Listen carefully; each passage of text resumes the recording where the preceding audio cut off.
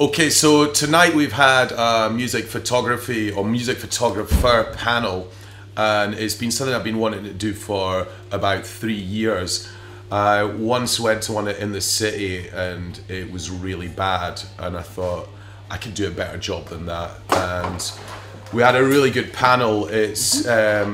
Basically what happened was I met Kevin Cummins last year, and in Norway, of all places, had a beer with him and said, would you ever fancy coming up to Edinburgh? And he said, yeah. So this is the first date he could do. I then called up Sweeney, and he's made it against all odds with a stookie on his leg. And then Christina and Alan joined, and I think we had a really good combination of the veterans with the new generation of photographers, and covered quite a lot of ground, so hopefully it was useful for the audience. When I started, there were no PRs who were pulling the strings, and there were also, when I was at college, there were no photo passes. So if you couldn't get a ticket for a gig, it was quite easy to take the aluminium camera case out of the college darkroom and walk up to the Free Trade Hall, and they'd wave you in thinking you were official. And after going to about 3 or 4 gigs like that, I thought next time I'd put a camera in it and I'd take some pictures. Because I just used it as a ticket. It was like a fucking big ticket, but I used it as a ticket. And then I thought I'd start taking some pictures. So I thought I'd do it for David Bowie, because I was obsessed with Bowie at the time.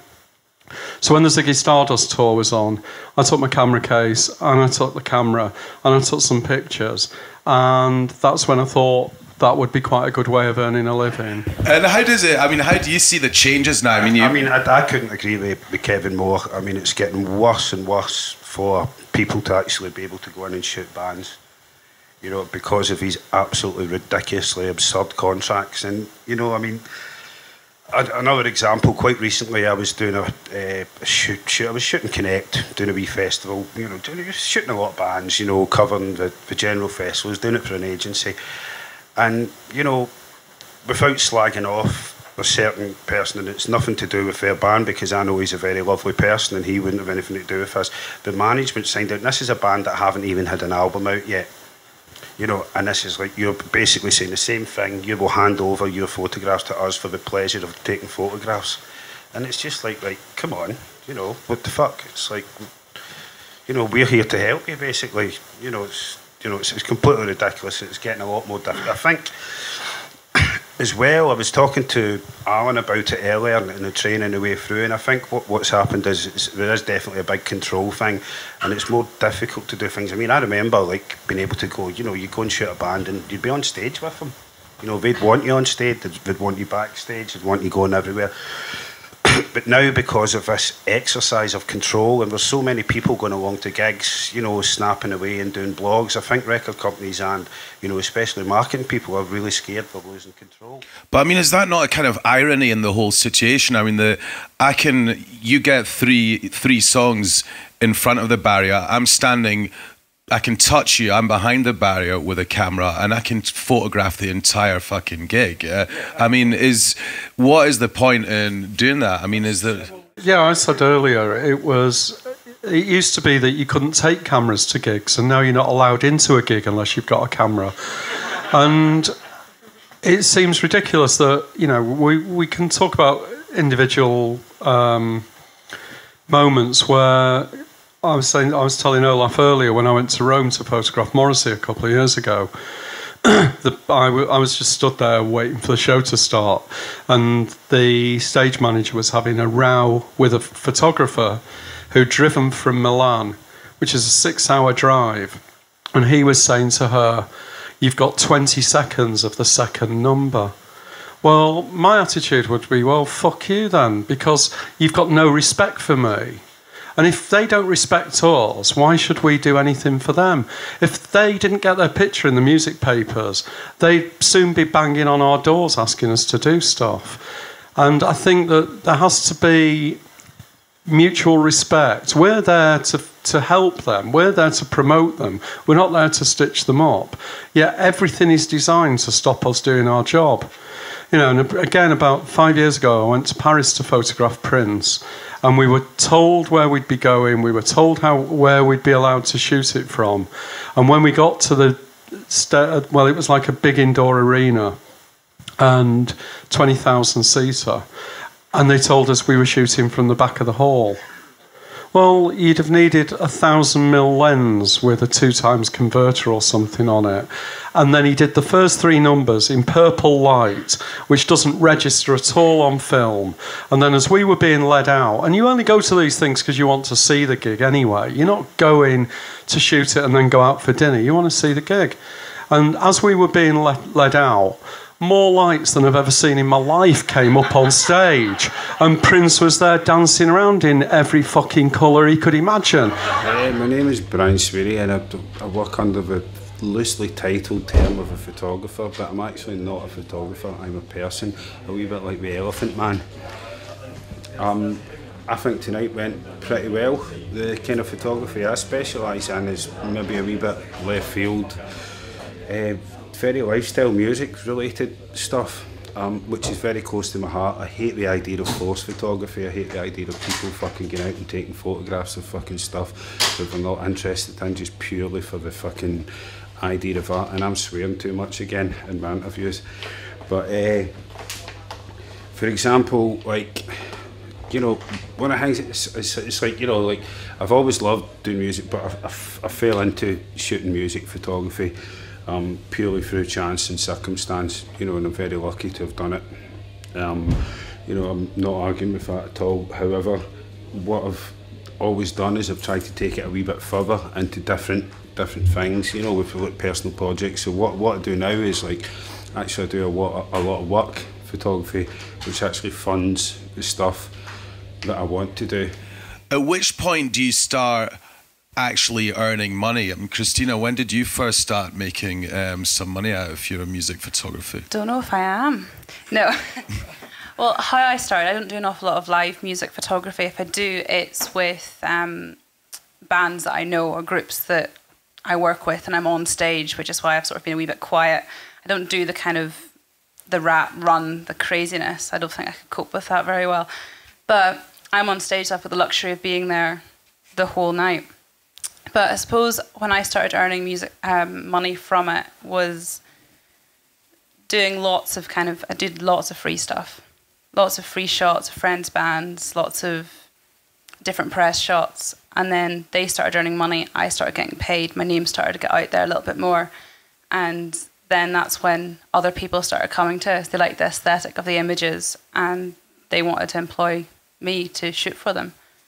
So, I mean, was there a point, were you doing this when you were a student, or did you wait till you'd graduated, till you start doing all this kind of work? I started working with the main people that I do the music stuff for is yeah, get mine on there.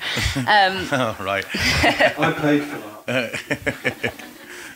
So the main group that I started doing the music photography for is a group called Lucky Me. So they started whenever I was at uni. I was at uni with a lot of them. So I was doing a lot of favours. I enjoyed it. They were my mates. I loved hanging out with them. So it wasn't work. And then they started getting lots of press. And the better their images were, the journalists were coming back and saying, right, well, we can have a double-page spread with this now, or we can have a feature because the pictures are good enough as well, and the fact that they were going up and becoming more popular. Were you getting paid for those? Were you getting space rate? No. Well, then, without wanting to start an argument, you're taking the money out of our children's mouths. You know, seriously, if people are prepared to do pictures for nothing, then it makes it very difficult for other photographers to earn a living. This is like in the likes of, you know, the Skinny and the List, and, you know, it's the press photography bit. So the group are giving me a little bit of cash. Fair enough, it's not an awful lot. And then they're providing these images. And, you know, again, it's your name's out there, you get exposure, but at some point there is I'm not doing this for nothing anymore because of that reason. Yeah, from it. Absolutely. But it's very difficult when you've been taking photographs for somebody for nothing, and then maybe they sign to a major or something, and then you say, well, actually, now I want to do a job for money, and they say, That's it, yeah. well, actually, we'll get a London photographer to do it now because we've got some money, and that tends to be, unfortunately, what happens. Is that when they get you in because you live in London now? I live in London.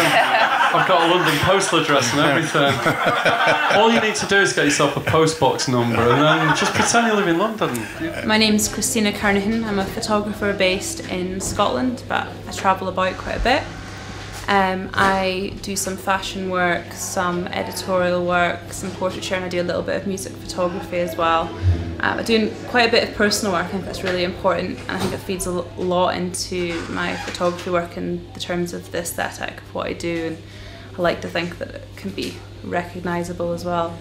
Tonight I think went really well. It was really interesting to hear what more established photographers had to say about how the industry was back 15 years ago, and make us realise that we're now getting paid half what they got paid, and we're not getting all the perks anymore. But it was really nice to hear what everyone had to say, and some of the questions were really interesting. But coming back to the broaching the question, or broaching the subject of payment, I mean, I worked with a PR company when I first started, did a couple of free things to start myself off, and then they contacted me and wanted me to do a 4-day event for Celtic Connections, and they never mentioned money at all. And I was like, okay. So they said to him, what's your budget? We don't have a budget. Went, well, I'll do it for this amount, and suddenly there was a budget. So I mean, even though I knew them and I was friends with them, I just knew at one point I had to stop the guy, being known to the guy, to go for who's free. But that just back to people not wanting to pay any money for stuff, and that's what I mean. If you can get away with paying nothing, you'll pay nothing. You've got to start out the way you mean to continue. I mean, the classic was, one again, a certain unnamed Scottish act who became very big. Name them all. Name them. Right, nothing to do with Milo, but Kevin Mackay was a cunt in this one. But basically, so I shot, basically did some shots for the album cover. It was we used the shots, admittedly a wee bit photoshopped, but you show me one album sleeve in the last 30 years that hasn't been photoshopped or airbrushed in some way, and so it was bloody blah, and it was all done in this, but I'll give you, a wee bit of expenses, but as soon as the album kicks off, we'll get some money. So I'm like, right, okay, absolutely fine, bloody blah. I walked round the corner studio from it, all fine. So I was away, I was working in Iceland, and then I was in Finland, shooting all these jobs, and then I went back to teach at the art school in Norway, and we did this project, and I got a load of the students to bring in album sleeves they liked, and two of the students brought in this Milo sleeve, and they said, we love this. And I was like, oh, that's mine. There was no credit or anything on it at all. And I was like, well, where'd you get this? Oh, it's all over. There's posters all over the place. So I was like, right, okay, so it must be kicking off. And because I'd been away, I hadn't been taken, because, we'd just signed a massive distribution deal with Sony and earned a whole load of money. So, I'm heading back, and the first thing I do is I get to Heathrow Airport, and I get off at Heathrow, and I'm still thinking about this, and I walk down onto the, at that point, the underground train stations, 3 big fucking massive billboards, and probably what is, the prime site in the world for billboards, massive posters with my picture on it, and they offered us £25. Now I sent him an email just saying, right, you're completely out of order, we need to settle this, otherwise I'm going to take this further.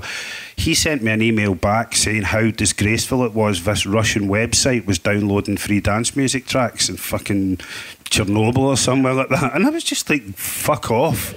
My name's Alan Dunlop. I'm a freelance photographer based in Glasgow. I shoot mostly music. I work for PR companies that promote band tours and management companies that also promote the tours.